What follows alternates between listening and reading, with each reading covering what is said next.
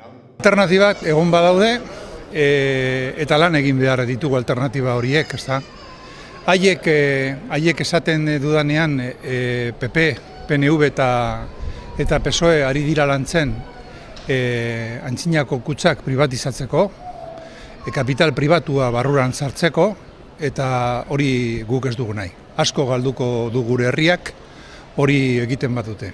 Eta hori ari gara lantzen, azaltzen zer egin nahi duten eta azaltzen zeintzuk diren alternatibak. Kapitalak nahi du etekina eta bilatzen du etekina. Eta kutxetan sartzen badu kapital pribatua goze handia dauka eta bilatuko du bere etekina. Eta ez herriaren nahia eta herriaren beharrak.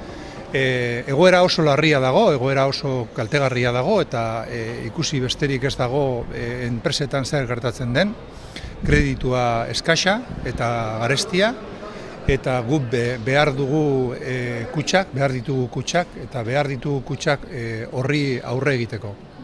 Alternatiba bada egin dutena bertan bera utzi eta kutxak berriro eraiki.